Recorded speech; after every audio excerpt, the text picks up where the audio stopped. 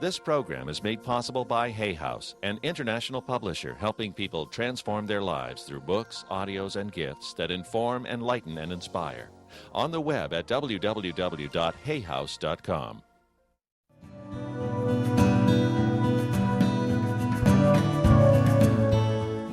In this program, I'm going to be talking about 10 principles. These are principles that I have thought a great deal about. I've given many graduation speeches. I have 8 children. I've spoken to them about various things that I think of as my wisdom being passed on to them. But that's not what these principles are about. These 10 powerful principles are the principles that I believe that each and every one of us can put into practice to create for ourselves the kind of life that we'd really like to live. Most of us want to have a sense of peace in our lives. Most of us would like to be able to feel that they're on purpose in their life. But so often we get tied down with trying to fit in, trying to do things the way other people tell us that we're supposed to do them, trying to be a good person, trying to be successful in a material sense. I think the most important thing any one of us can have is a sense of inner peace, a sense of I am a successful human being and I am living the life that I was destined to live, that I showed up here as a person who's a divine creation with a heroic mission. These principles to me represent the most important and significant things that a human being can gather into their lives. And they're very practical. They're things that we can use and work on each and every day of our lives. These principles have guided my life since I was a young boy, living in foster homes and earning my own way through everything in my life. These principles work, but they only work if you decide you're going to make them work for yourself.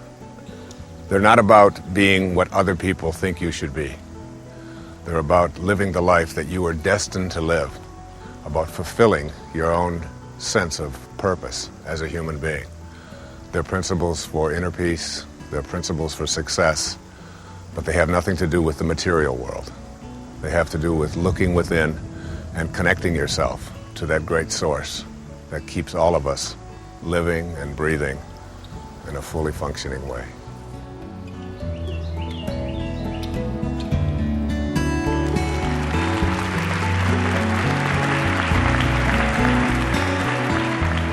Dr. Wayne Dyer is a best-selling author, lecturer, and modern philosopher.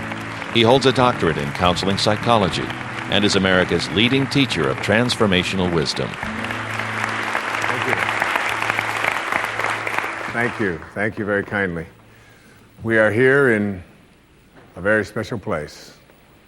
We are in the very church where, on the very setting, where Emerson, Ralph Waldo Emerson's grandfather, was the minister here when the American Revolution began, and the shot heard round the world was fired just a little ways within walking distance of where we're standing.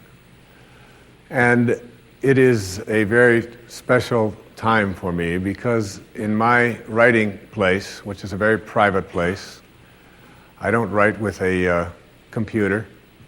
I don't write with a typewriter.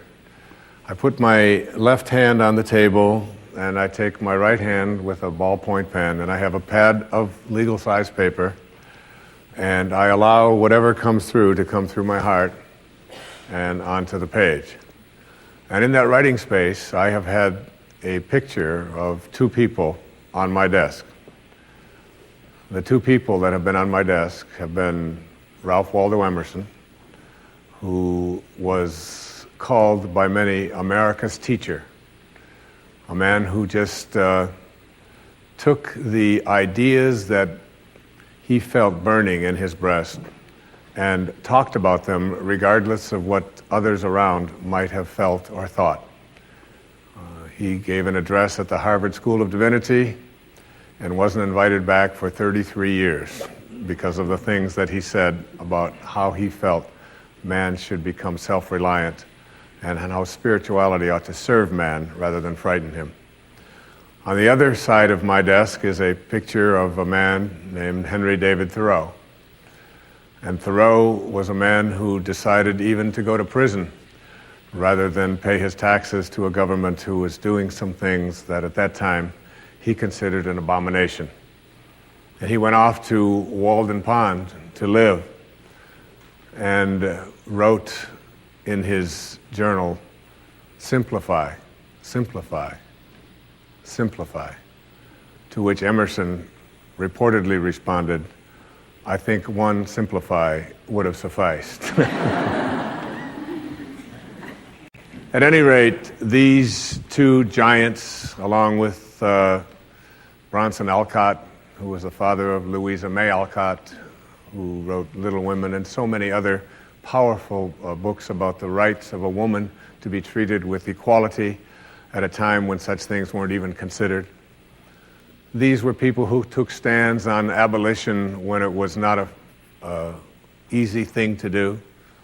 They were stops here along the Underground Railroad to help people, fugitive slaves who were escaping. These people took these kinds of stands and held meetings at the Concord School of Philosophy to discuss an American approach to contributing something that we call now self-reliance, one of Emerson's most famous essays.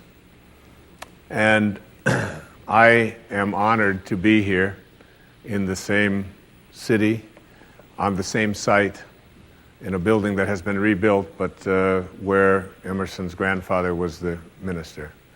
So Concord was very accommodating to us to put this program together. And what this program is about is what I call with apologies to David Letterman, my top 10. He does a top 10 every night, and of course they're very amusing. These are my top 10 principles for living a life of success and a life of inner peace. I've been invited many, many times to give graduation addresses, high schools and universities, and I've attended many of them when my own children have graduated, and I've attended at my own graduations at various times in my life. And most of the time, these speeches revolve around certain kinds of themes. One of the themes that they revolve around is success involves working hard and setting goals and listening to your elders and putting aside for the future and all kinds of nose to the grindstone advice about becoming successful later on if you follow these principles. This isn't what this program is about.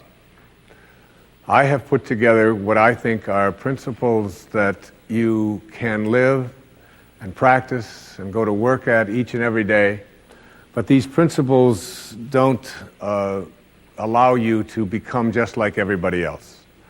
They're not designed to have you fit in. They're not designed to have you have a life of material success necessarily and defining your success that way, or to feel a sense of inner peace based upon making a connection to something that someone else tells you is what you need to be connected to. These are my principles that I've lived, and it's very difficult for me to tell you to respect your elders and to have other people's opinions be the things that you should use to follow in making your own decisions in life when I've hardly ever done that myself. And I've often said in my talks over the years that any success that I have experienced in my life is really in spite of my education rather than because of it. And it isn't because I am putting down education. I've been an educator all my life and a teacher at all levels, from grade school to junior high school, through high school, professor at several universities, and I have lectured extensively all over the world as a teacher. And I never, ever take this responsibility lightly. But I really believe that inside each and every one of us, we must find our own way of fulfilling and actualizing ourselves as human beings. And no one else out there can direct us or tell us how to do that. It has to be something that comes from within. One of the books that I read when I was very young was handed to me by a man I respected a great deal. And in it was written by Napoleon Hill, and it was called Think and Grow Rich. And it wasn't a book about how to make money and how to get rich. It was really a book that was transformative when I read it at the age of 18, which taught how to have a deeper and a richer experience of life. And that the people who are able to have this deeper and richer experience of life were not necessarily those who did things the way they were told to do things.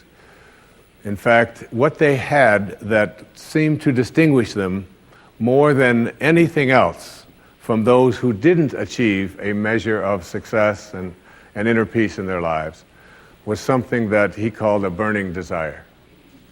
And this burning desire is something that I can identify with very, very strongly. I am just turned 61 years old.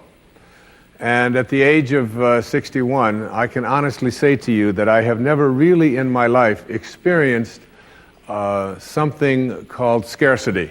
I grew up in a series of foster homes, and my life was not one of having things handed to me. I've had to earn whatever I've had to earn along the way, and I've done everything from drive delivery trucks and work as a cashier. I used to, as a doctoral student, ring out the groceries of my students that I was teaching, and take their bags out and hope that my students would give me a tip. I mean, I've been out there working, all right, all my life. But one thing that I've known and I've experienced and I remember from looking at the lives of people who have been able to establish themselves as successful, if you will, is that they have this thing called a burning desire. And a burning desire is not like any other desire.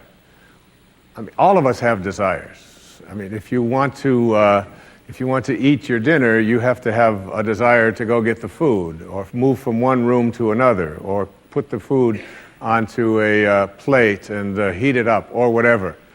Desire just comes with being human, living in a human body. A burning desire is something very different. A burning desire is like having an inner candle flame that never flickers. Though the worst goes before you, this thing can't be put out. No one out there can ever tell you, you can't do this, or you can't have this. In fact, when other people do tell you you can't have it or you can't do it, all it does is, for those who have that burning desire, is reinforce that this is something I am going to be able to accomplish. And I will use your skepticism and I will use the doubt that you provide to motivate me even further. And I've always felt that in my life, that even when I lived in a home where there were a group of children, I was the one that always had a little bit of money jingling in my pockets, because I would sleep with the snow shovel at night when it would snow. And I'd wake myself up at 5 o'clock in the morning.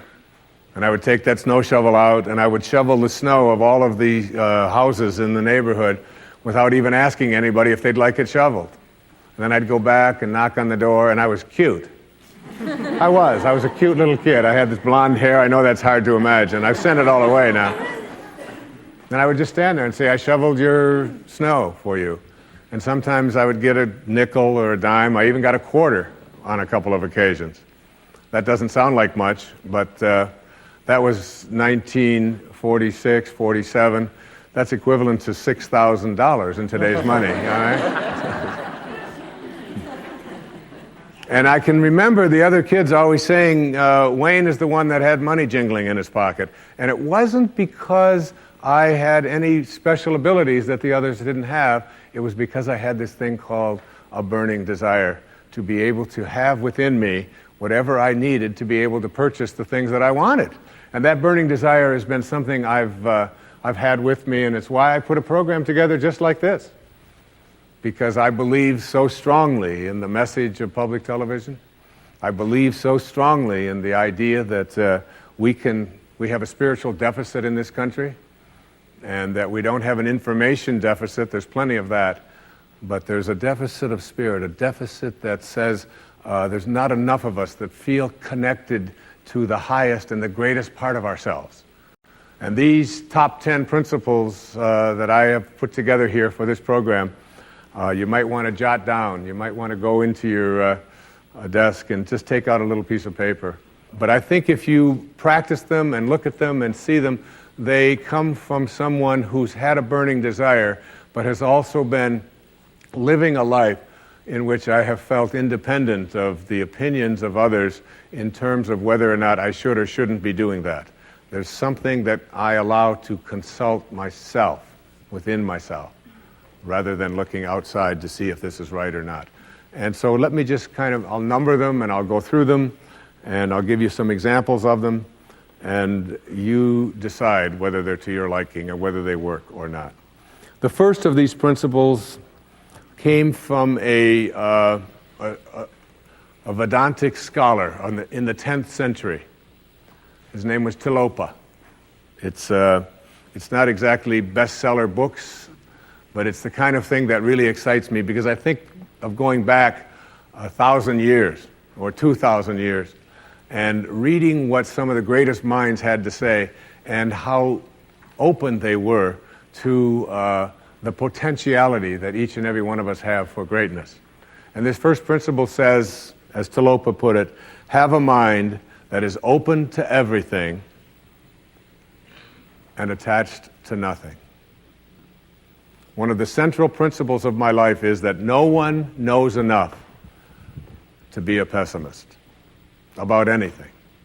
And that each and every one of us, when we close our mind to what is possible for us or what is possible for humanity, closes off the genius that resides and lives in each and every one of us.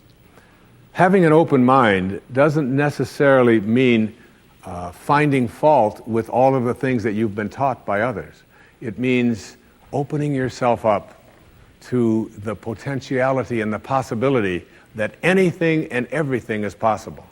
So having a mind that is open to everything and attached to nothing really means finding within ourselves the ability to get rid of a trait that I find so common in the contemporary world. Do you know that most people that I meet spend their lives looking for occasions to be offended? They actually are out there hoping that they can find some reason to be offended. And there's no shortage of reasons. They're out there everywhere. The way this person dressed, what this person said, they turn on their TV, they hear the news, they're offended by this, someone used language that they didn't like, someone doesn't share the same customs that you, and people all day long. In fact, if you keep track tomorrow, you will find probably 100 reasons that you can go around being offended. But a mind that is open to everything and attached to nothing is a mind that says, I'm never looking for anything to be offended by. And that whatever anybody else out there has to say, my response to that is, that's an interesting point of view. I've never considered that before. I remember being interviewed for a morning television show, and the woman that was interviewing me said, how does it feel to be talking to audiences where people have all of these strange beliefs, these weird things that they come to? And it intrigues me, because one of the things that Emerson said is, in one of his very first essays, he says the first thing we have to say respecting what are called new views here in New England, where we are right now, is that they are not new, but the very oldest of thoughts cast into the mold of these new times. And that was in 1842. He was speaking about that. And this woman asked me the question. She said, doesn't it offend you that there's people out there and they're talking about people using crystals to heal somebody? And I remember my response. My response was that if I've got hemorrhoids and somebody out there is convincing me that crystals are going to heal them, I'm ordering crystal chairs. Why not? I mean, all you have to do is understand something called a placebo. And what is a placebo? It's nothing more than a convincing belief. If I hand you this pill and say this pill is going to cure your arthritis, and you take it and the pill is just a sugar pill, but your arthritis disappears, I'm into buying those placebos. Where can I get some of those placebos? And it's true of everything. And it's when you think about all the things that we enjoy and what our life is like, it took people who had a mind that wasn't closed to allow us to make the progress that we've made. Progress is impossible if you always do things the way you've always done things. But the other word in this, what Talopa said, is be attached nowhere. Be attached nowhere. Attachment really means I am deluding myself into a belief that if I can't have or if I can't do this or that thing, then somehow I am going to become immobilized. So an open mind that is detached. In in my most recent book, in A Spiritual Solution to Every Problem, I have an observation. And it's an observation from Anthony DeMello, a man I respect enormously, a priest, who, in The Way to Love, puts it this way. Here's a great test for your relationships, especially the relationships that you're in with those whom you love, not your children, but your spouses and your lovers and so on. Try this test on for size. 1, I am not really attached to you at all.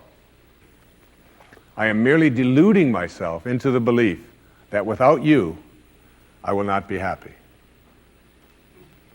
And 2, and here's the toughest test for non-attachment, I leave you free to be yourself, to think your thoughts, indulge your tastes, follow your inclinations, behave in ways that you decide are to your liking.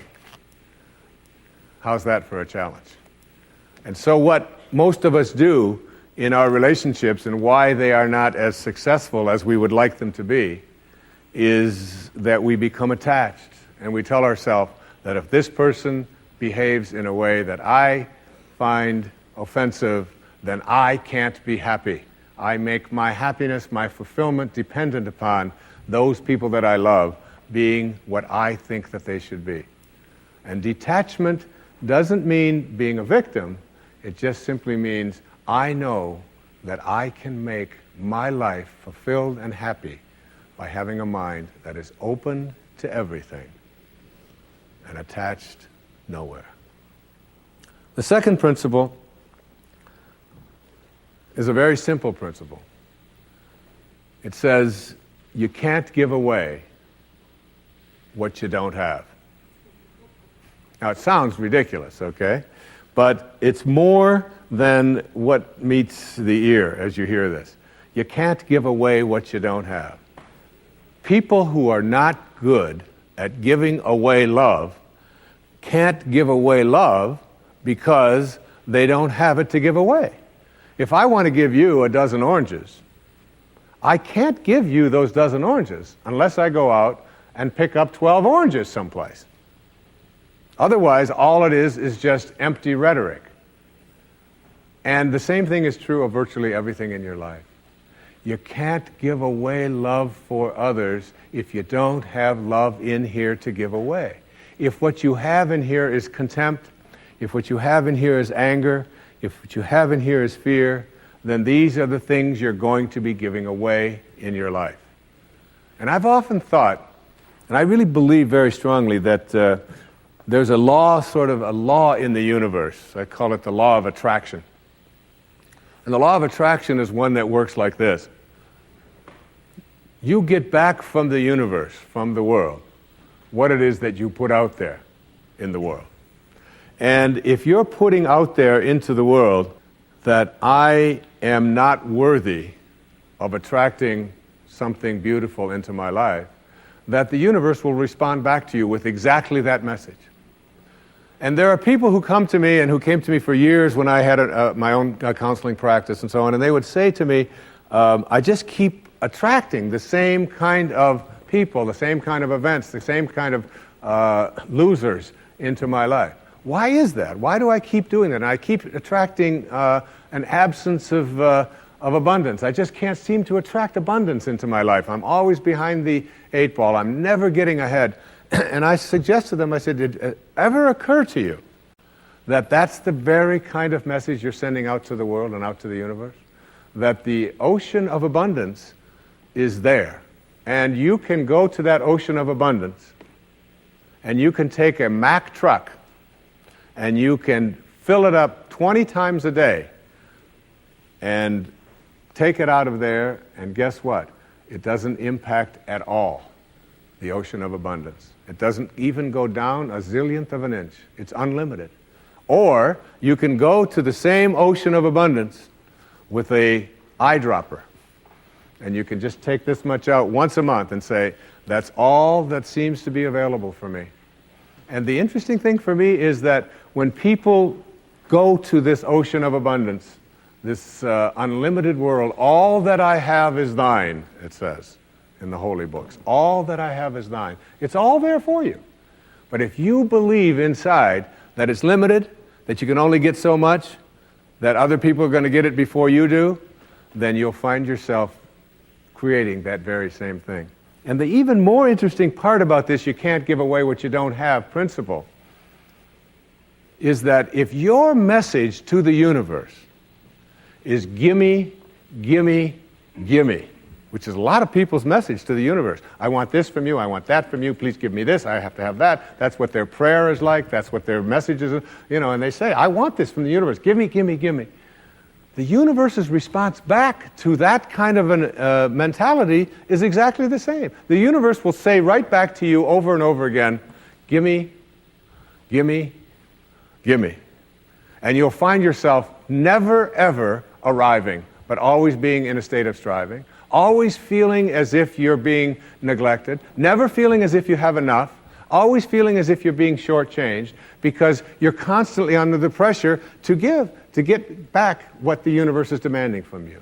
And the interesting thing about all of this, the irony of this, is that if you shift that and you say to the universe, to the world, how may I serve?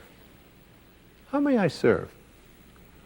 The universe's response back to you is, how may I serve you? How may I serve you? And it's very intriguing. When you take your energy and your attention off of what you are demanding from the world, and instead saying, what can I give to the world?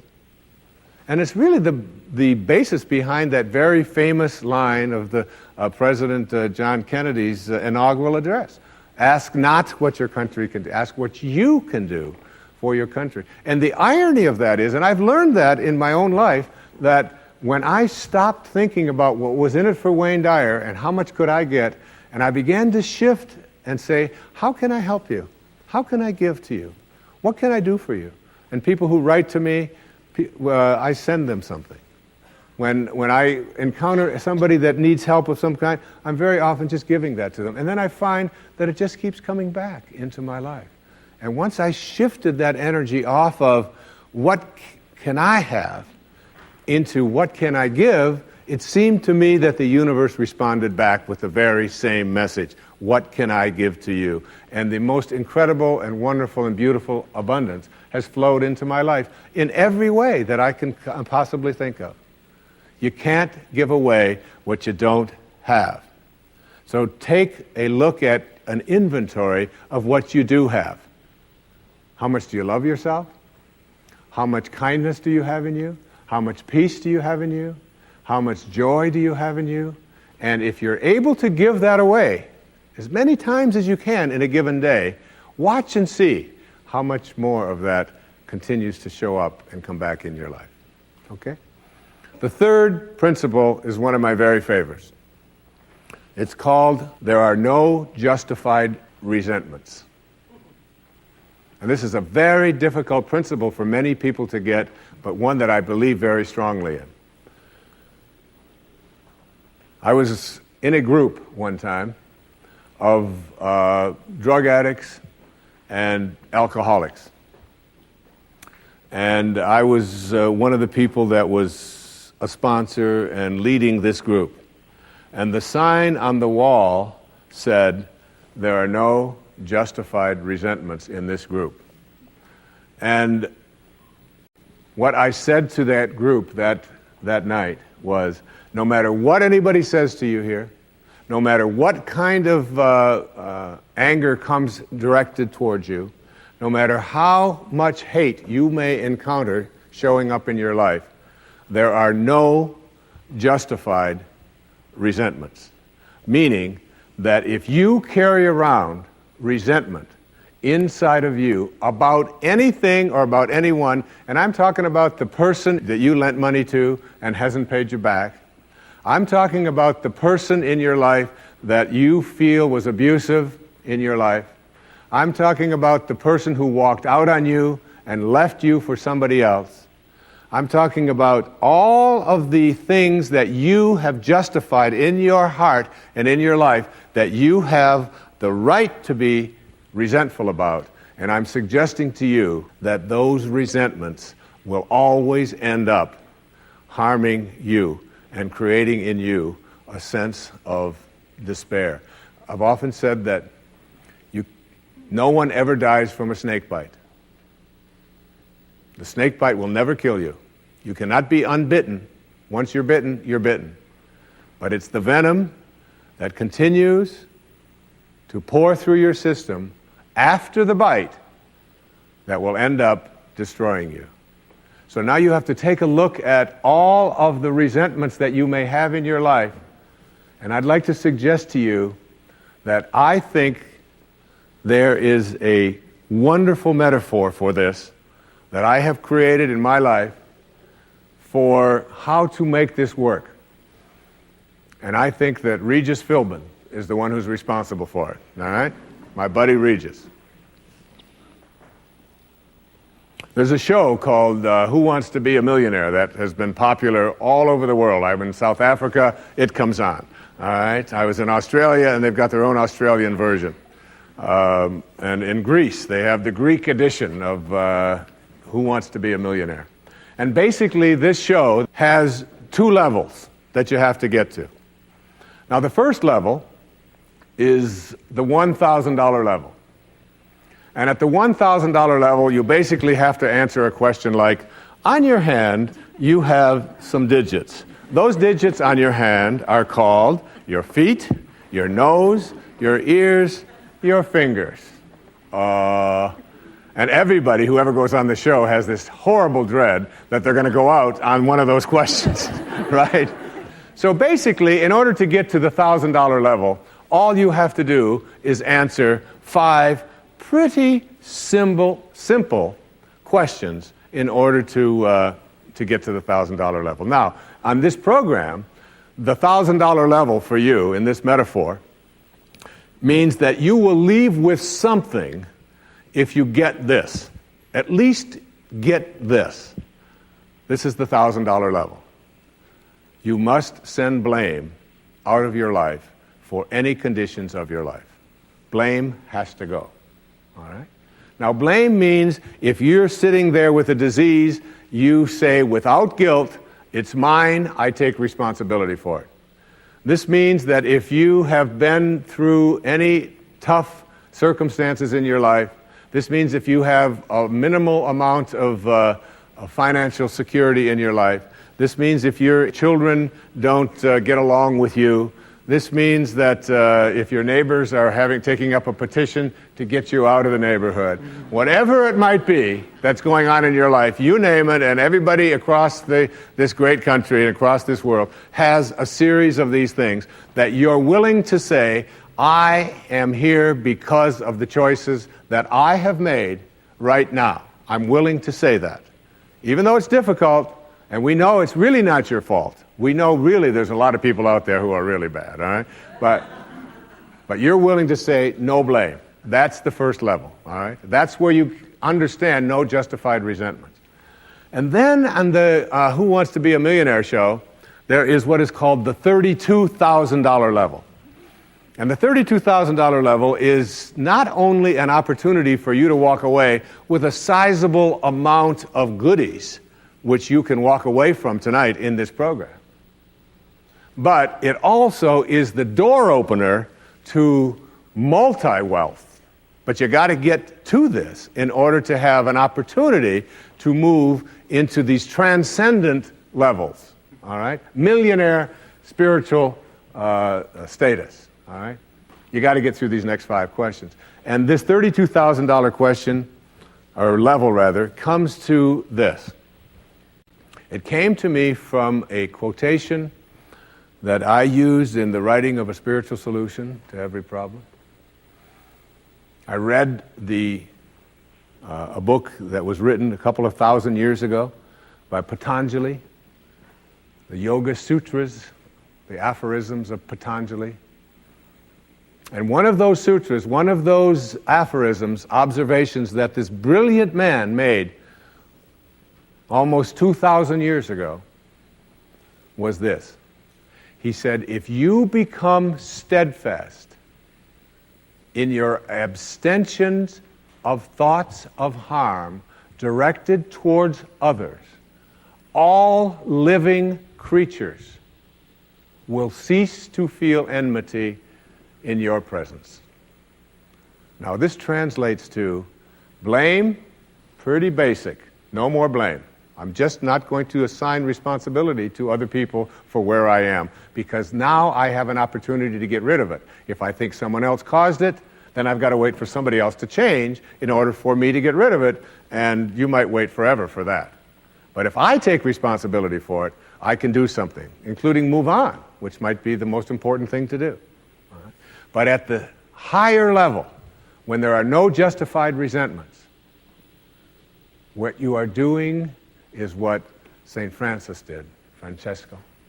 What you are doing is you are at a place where you are sending love in response to hate.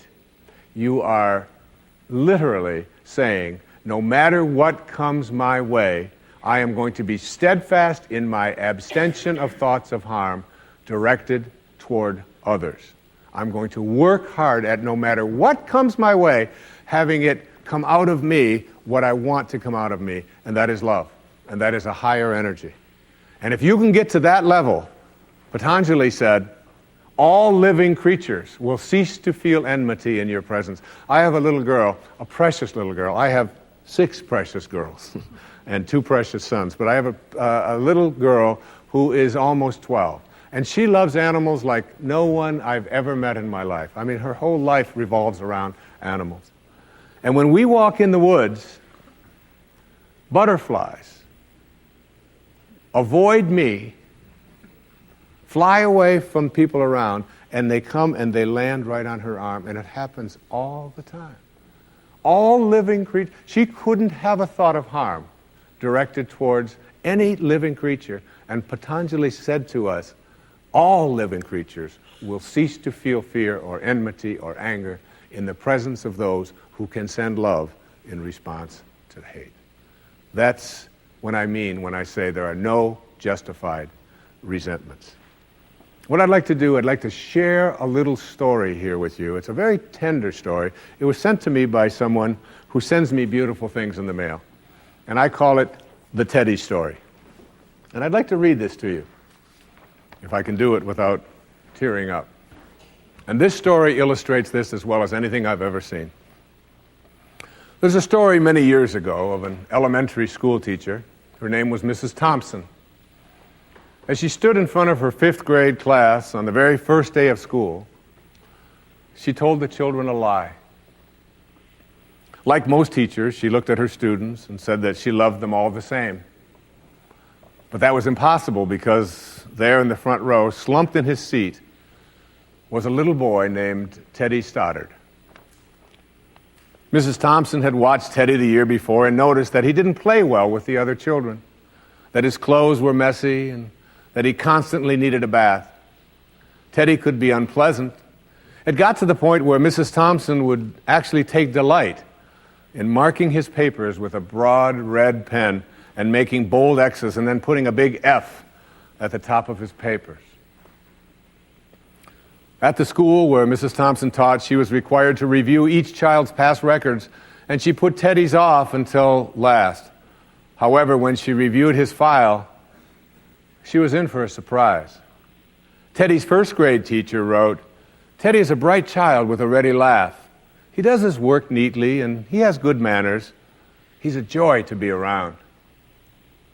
His second grade teacher wrote, "Teddy's an excellent student, well liked by his classmates, but he's troubled because his mother has a terminal illness and life at home must be a struggle."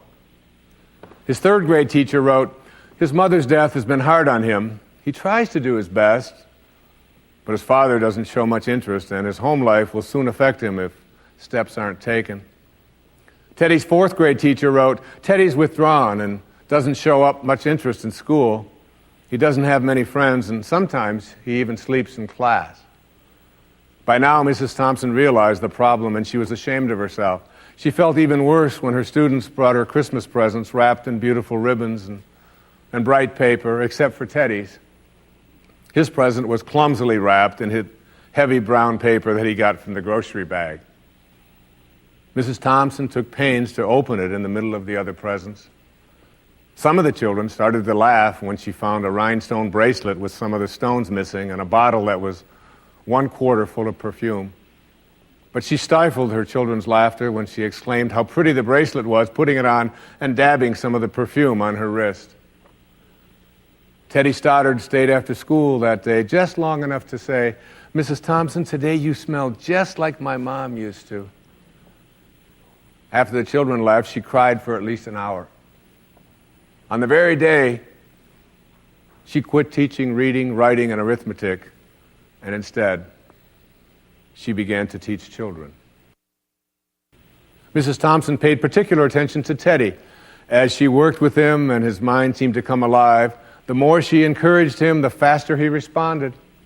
By the end of the year, Teddy had become one of the smartest children in the class, and despite her lie, became one of her teacher's pets. A year later, she found a note under the door from Teddy telling her that she was still the best teacher he ever had in his whole life.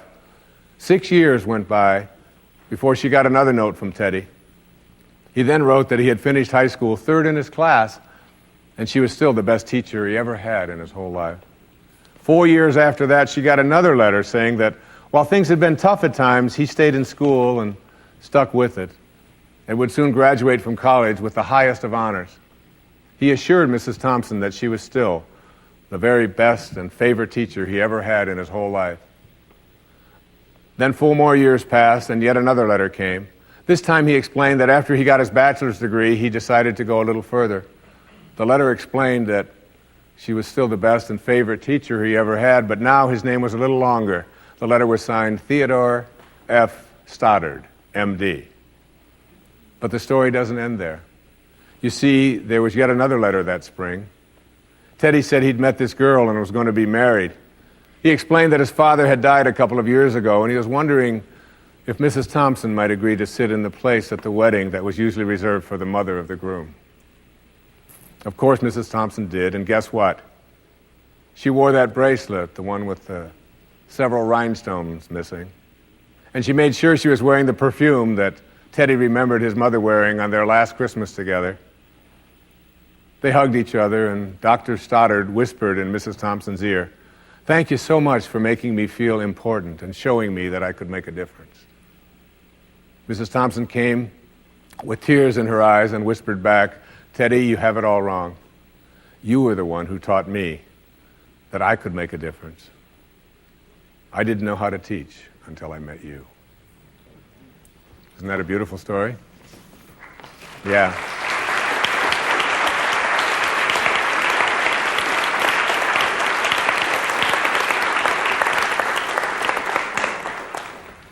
That symbolizes there are no justified resentments.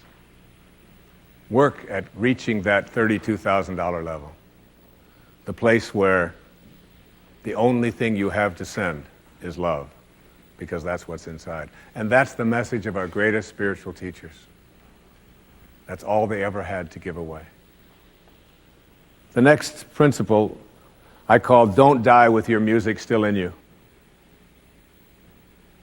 And who better to quote than Thoreau right here in Concord when he talked about some of us hear a different drummer, and we must march to the music that we hear. But all of you, everybody watching, everybody here in this beautiful parish, all of you have some music playing. And all of you have a heroic mission. There's no accidents in this universe.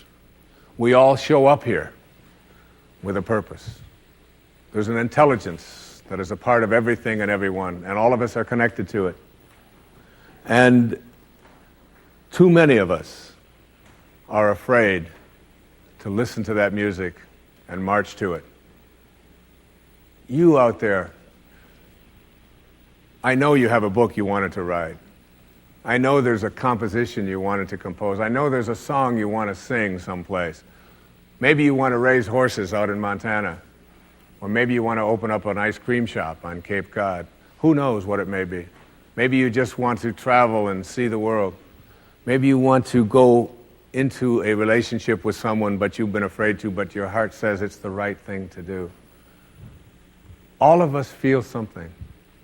And in Leo Tolstoy's famous novel, The Death of Ivan Ilyich, he asks this question that would be terrifying to me. He says, as he has his accountant from Moscow lying on his deathbed, contemplating the horror of this question, what if my whole life has been wrong? I've known what my music is. It's playing right now. As I stand here in front of you with these cameras and in this place, and as I sit down and write my books and tell the world what I know are my truths, I feel always completely on purpose and fulfilled.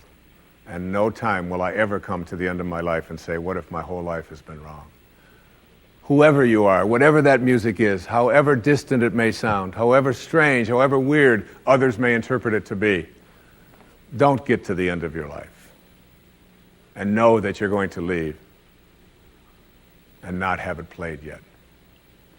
Don't die with your music still in you.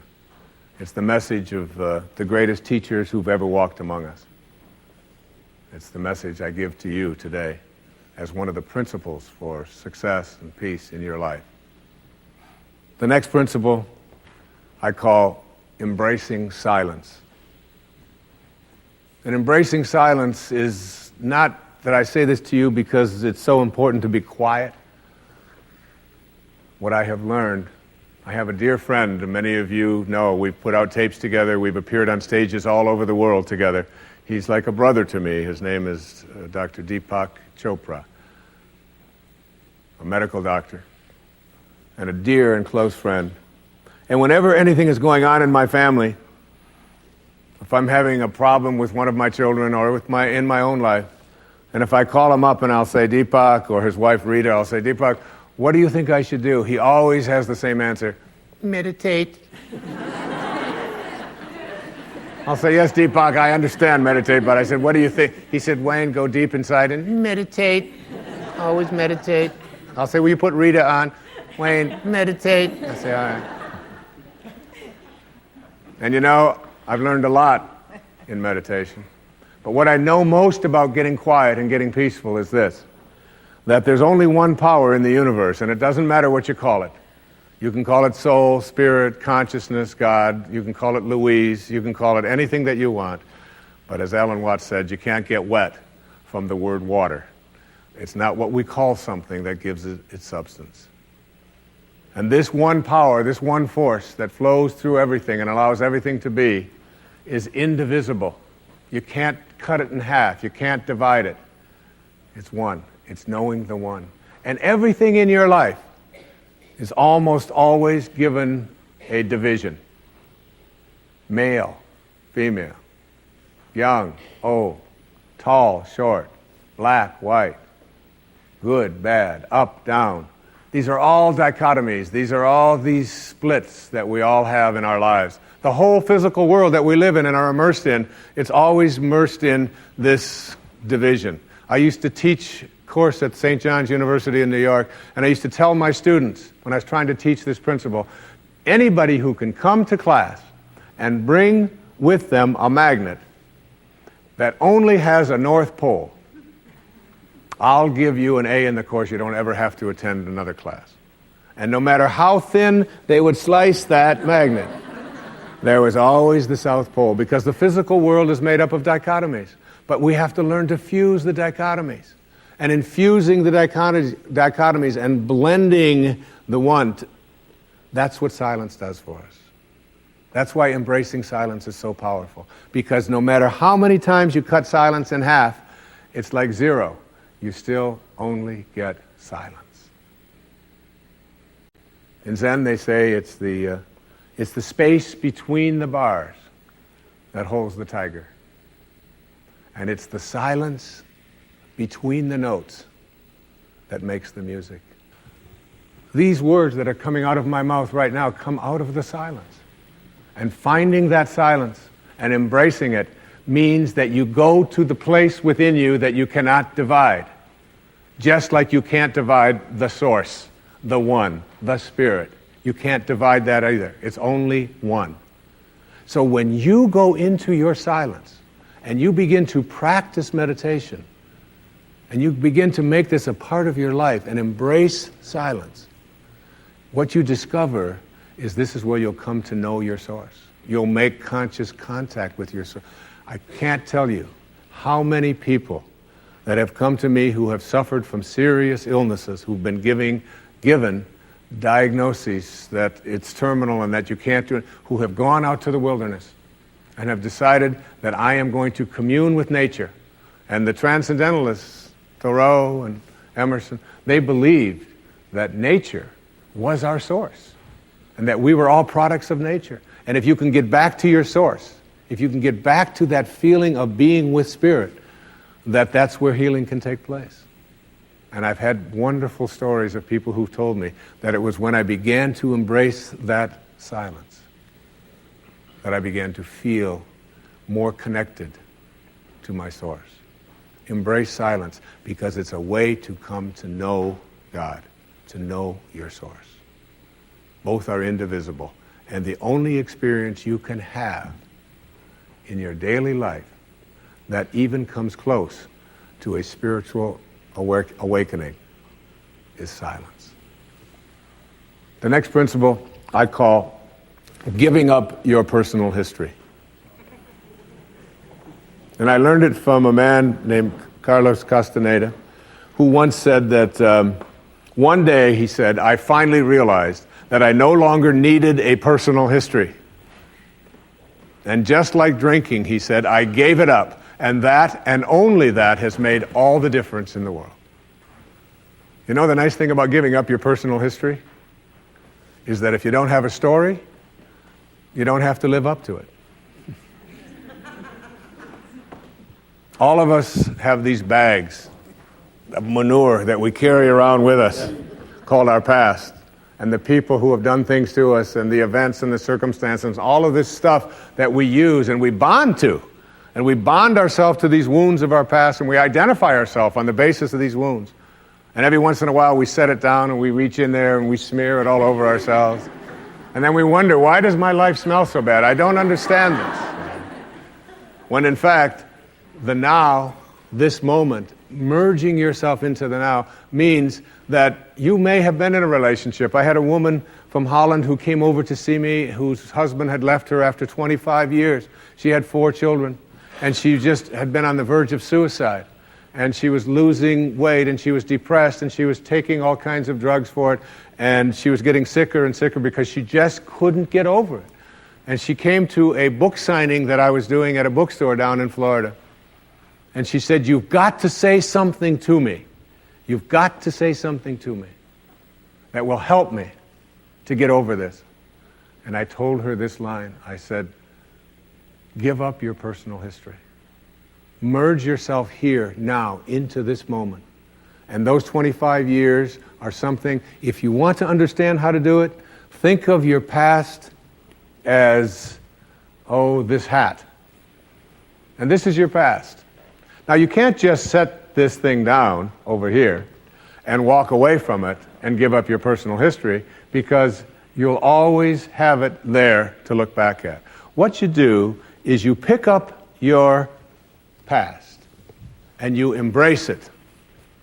You understand it, you accept it, as I had to go through these things that I had to go through in order for me to get to this place today. And the evidence for that is that I did. You don't need any more evidence. You did. And then you toss it. You toss it. You embrace it and you toss it. And you merge into the now by giving up your attachment. And some of you have heard me use the metaphor of the wake. Alan Watts talked about the wake is not what drives the boat. The wake is just a trail that is left behind. That's all it is. And so is the wake of your life. And the wake doesn't make the boat go, and neither does the wake of your life, the reason why your life is going in the direction that it is. The wake is a trail that is left behind, and it's an illusion to believe that it is the cause of your suffering or your struggles or your difficulty. Give it up. Let it go. Embrace it, understand it, get help doing that if you must, and then move into the now. The next principle I call,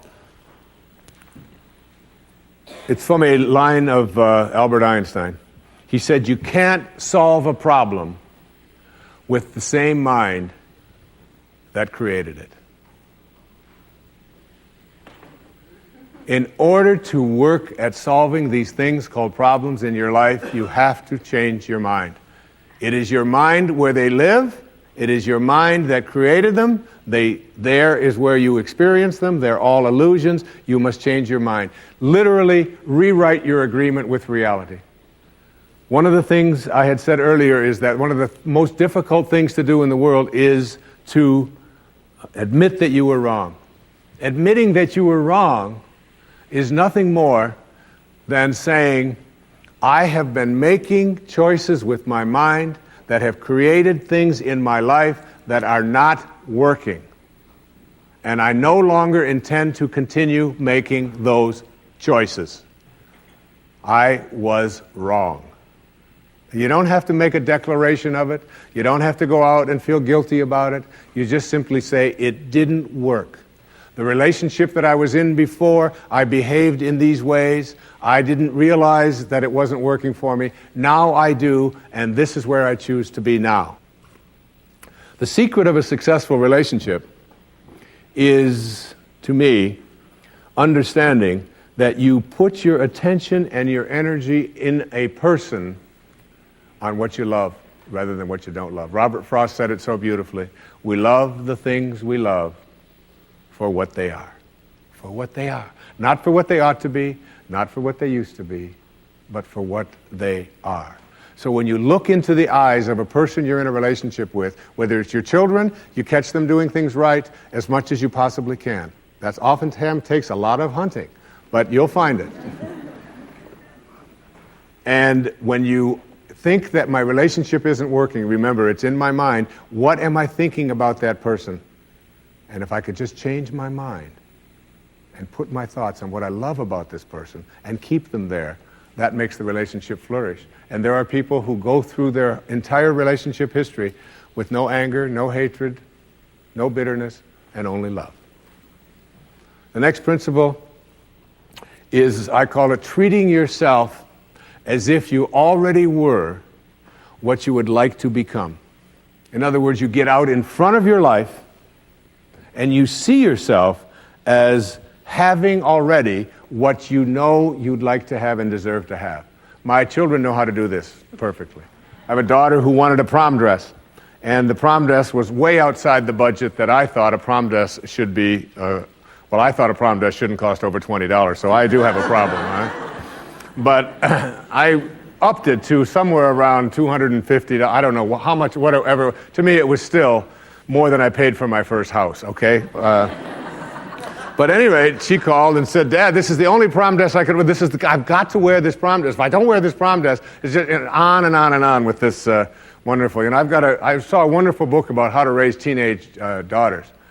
The title of it is Get Out of My Life, but first drive me and Cheryl to the mall, all right? That's the actual title. It's a good book.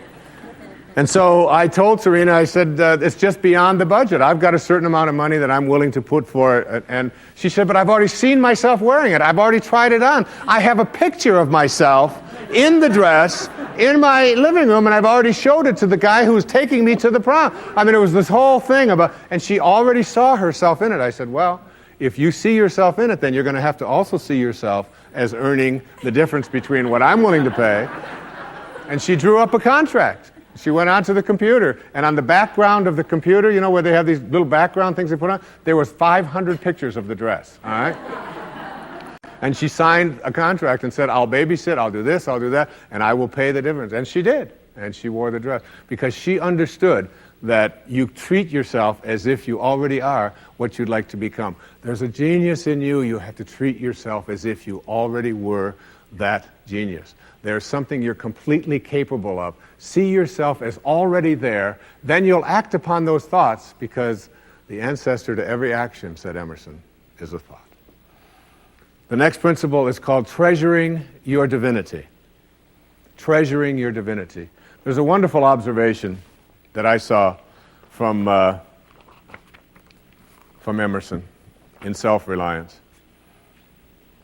It's about trusting your divinity, knowing that you are connected to your source, knowing that you are a divine creation and that there are no accidents. He said, a man should learn to detect and watch that gleam of light which flashes across his mind from within, more than the luster of the firmament of bards and sages. Yet he dismisses without notice his own thought, because it's his own.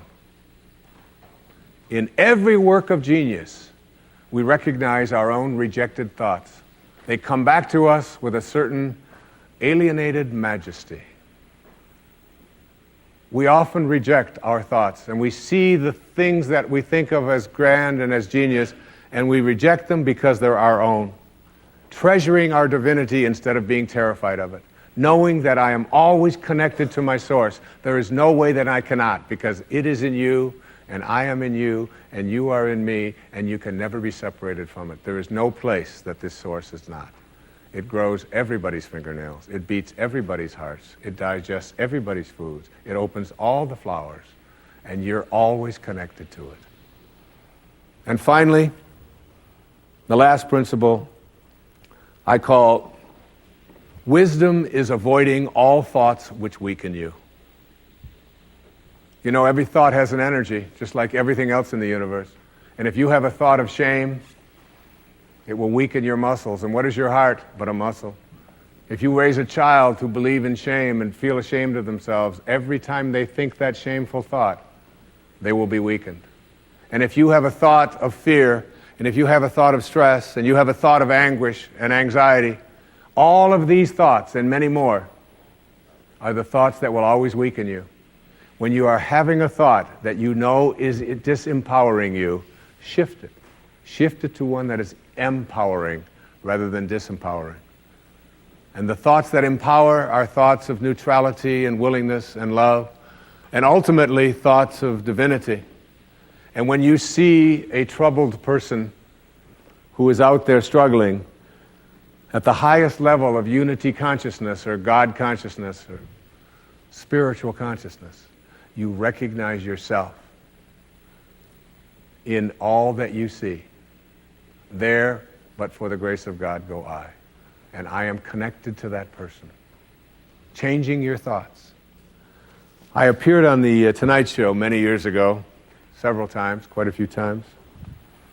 And I remember coming home from the Tonight Show, and I was walking along the beach, and they had taped the show the night before, and I was out for a walk, and a woman who lived in the Northeast stopped me, and she said, "Didn't I see you last night on the, how could you be here?" I said, "Well, I flew the red eye, and I was walking along." And she said, "You know, we're moving down here." She said, "What are the people like here? What's it like?" And I said to her, I said, "Well, what are they like where you live?" She said, "Well," she said, I live in a very big city." And she said, "They're very pushy. And people are not very kind. And they don't have time for you." And she said, "It's really not very pleasant." She said, "That's one of the reasons I'm leaving there." I said, "Well, that's pretty much what you're going to find here." That's basically what the people are like here. On the way back on the same day, someone else who had seen me the night before on The Tonight Show, who had lived in the Midwest, stopped me and asked me almost the same question. She said, "You live here?" I said, "Yes." She said, "Well, my husband and I are moving here and we're looking for a school." She said, "What are the people like here? What's it like here?" I said, "What are they like in Chicago where you live?" She said, "It's the Midwest." She said, "People are very friendly, they're open, they open their homes to you, they're very loving, they're very kind." She said, "It's a wonderful place." She said, "I love that, I'm going to really miss that." I said, "That's pretty much what you're going to find here. It's what you expect, it's what you think about that expands. It's what Emerson taught us. The ancestor to every action is a thought. Change your thoughts, and you change your world. Change your expectations, and you change around what you begin to manifest and see showing up in your life. Thank you very much, and God bless you.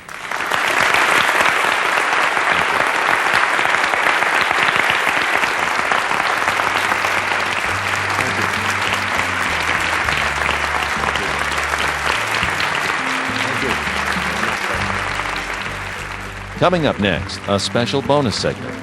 Dr. Dyer shares more teachings and stories about success and inner peace.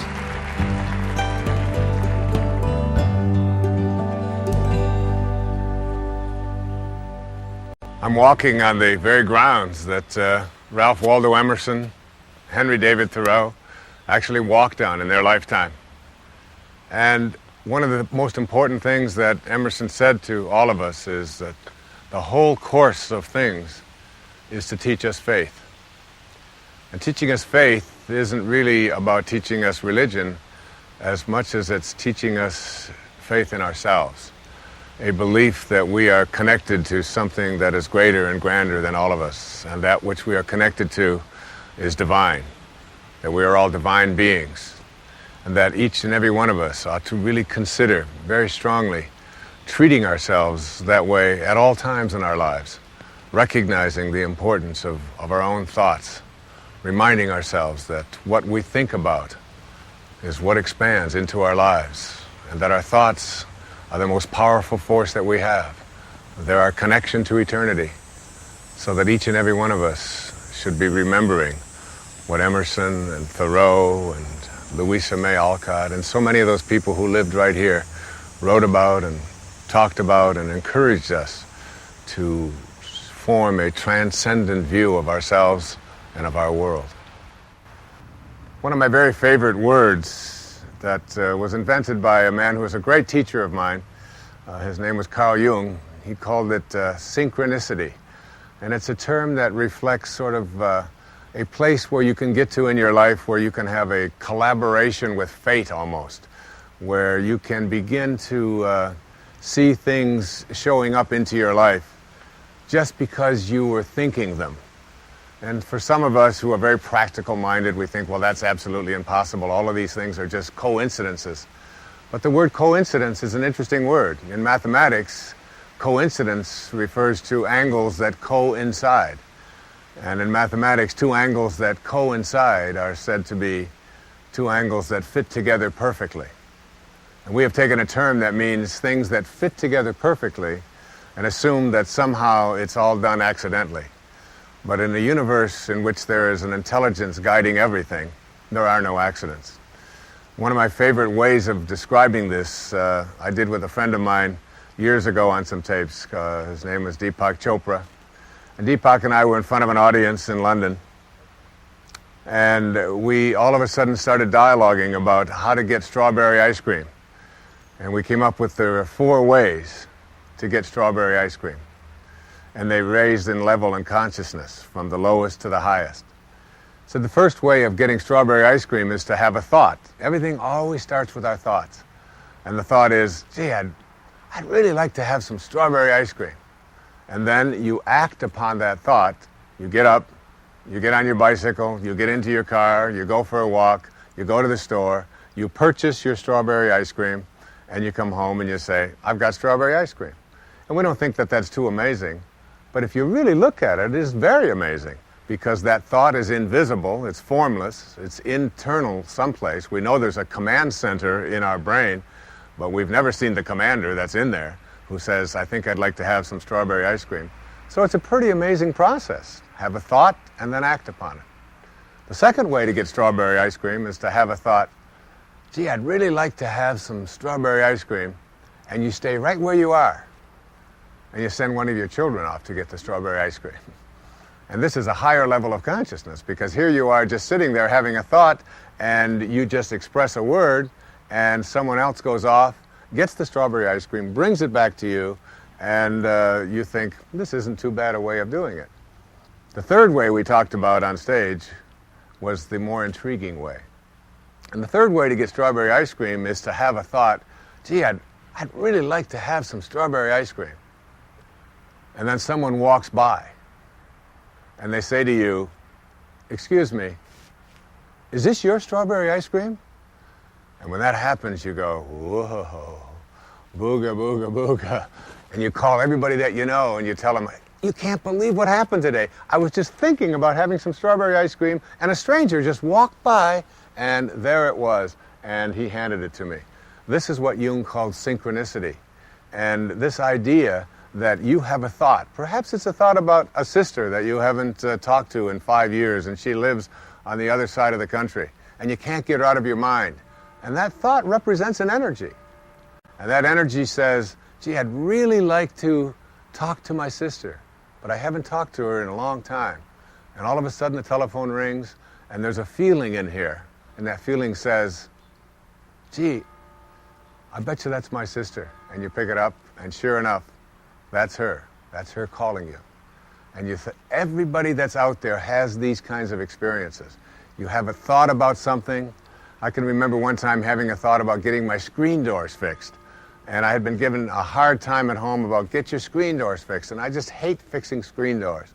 And I was driving down the freeway, and I looked to my left, and passing me was a truck that said, we will fix your screen doors. And I thought, this is synchronicity in work. And I followed that truck, and I got his number, and I called him, and I had the screen doors fixed before I even got home that evening through a telephone call. And we often think these kinds of things that we call synchronicity, or we call sort of a serendipity or collaboration with fate, that they're accidental. But there's no accidents in this universe. Every thought that you have is a thought that is an energy. And that energy, when it is sent out, connects to something else. And everything in this universe is connected. Every tree that you see in this scene right here, every single bug that's out there, all of the thoughts that you have, all of the human beings. There's a philosophy that says that a butterfly flows his wings in New York, that it affects the winds in Tokyo, all around the world. So that's synchronicity. But there's a fourth way of getting strawberry ice cream, and that's the way that I dream about and think about. It's called unity consciousness. And this is where you have a thought, gee, I'd really like to have some strawberry ice cream. And you manifest it. In the scriptures, this is called the gift of fish and loaves, that you live at such a high level of consciousness that whatever it is you place your attention on shows up, and you become the creator or the co-creator of your life. But those are the four ways of getting strawberry ice cream. The first is quite easy. You have a thought, and you go out and get it. The second is you have a thought, and someone else does it for you. That third one, called synchronicity, that's one in which you can begin to see that when you have a thought, you have the power to attract into your life what you're thinking about, even though you may not be consciously aware of it. You can literally negotiate the presence of what you place your attention on. And ultimately, even the least among you can do all that I have done, and even greater things. And this means that we all have that capacity to have the gift of fish and loaves in our lives, or to manifest what we would like. Basically, there are three levels of consciousness that I like to speak about. They go from low to high. The lowest level of consciousness is what I call ego consciousness. And it's the time when we believe that who we are is our bodies, and what we can do, and what we have, and what other people think of us. We essentially believe we're separate from everyone else, and we're separate from what we would like to attract into our life. We're separate from God. And we go through our lives sort of believing that we are so special and so important, more so than others. and in competition with others. And then there's a level of consciousness that I call group consciousness. And this may be higher than ego consciousness, but it still causes a lot of problems. This is where we begin to identify ourselves in terms of the groups we belong to. I'm an American, you're a Canadian. I am male, you are female. I'm Republican, you are Democrat. I am Muslim, you are Catholic, and on they go. And ultimately, we create an enormous amount of conflicts and ultimately wars over this group identification. But there's a third level of consciousness, is the one that I've always aspired to and try to teach people to go to. And that's called mystical consciousness, or unity consciousness, or even God consciousness. And this consciousness is one in which we begin to see ourselves not as separate from each other, but as connected to each other. And when we see another human being, we see the unfolding of spirit rather than their appearance, what color they are, what shape their eyes may be, what their belief systems or cultures they belong to. That all gets shifted into seeing the connection between all of us.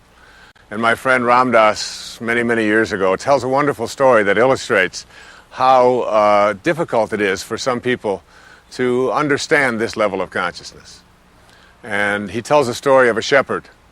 And the shepherd was tending to his flock. And a person from this ego consciousness from another part of the world approached him. And he said to the shepherd, he said, would you mind if I ask you a few questions about your sheep? And the shepherd said, why, certainly. He said, well, tell me, he said, how far would you say your sheep graze or walk in a given day? And the shepherd said, well, I can't answer that question unless you tell me which ones you're speaking about, the white ones or the black ones. Well, this man said, the white ones. He said, well, the white ones walk 4 miles every single day. We've measured that. He said, that's amazing. And he said, what about the black ones? He said, well, the black ones also walk 4 miles. Well, he was a little perplexed by that, but he said, well, tell me this. He said, tell me, how much food would you say your sheep would eat in a given day? And the shepherd again said, well, I can't answer your question unless you tell me, are you speaking about the white ones or the black ones? He said, well, tell me about the white ones. He said, well, the white ones eat exactly 3.5 pounds of grass every single day. We've measured that. He said, really? He said, well, what about the black ones? And he said, well, they eat 3.5 pounds as well. Well, the man just got a little more frustrated. Finally, he said to him, he said, well, in the springtime, at shearing time, he said, how much wool would you say your sheep give? And the man said, which are you speaking about? He said, well, the white ones. And he said, well, we've measured that. He said, the white ones give 6 pounds of wool every spring at shearing time. And he said, well, what about the black ones? He said, well, the black ones give 6 pounds also. Finally, the man was beside himself. He just couldn't understand this. And he said to him, I don't understand this. Every time I ask you a question about your sheep, you ask me to divide them into the white ones and into the black ones, and then you tell me they're exactly the same. He said, why would you do that? He said, oh, he said, that may be a bit confusing to you. He said, let me explain. He said, you see all of those sheep out there? He said, yeah. He said, you see the white ones? He said, yeah. He said, I see the white ones. He said, well, the white ones are mine. I was given them, I raised them, and they're all mine. I own all of those sheep. Oh, he said, I understand. And he said, what about the black ones? He said, well, I own them too. And that was the story. And it was the story that I've always been amused by. I remember when I called one of my friends, and he laughed out loud at that story, Deepak Chopra. He said it got to him. The idea was that we, and from ego consciousness and group consciousness, need to divide everything into colors and into appearances. But there are some of us who understand that those are just artificial divisions and dichotomies, and in fact, everything in the universe is all sharing the same intelligence. We're all one, even though we try so hard to divide them up.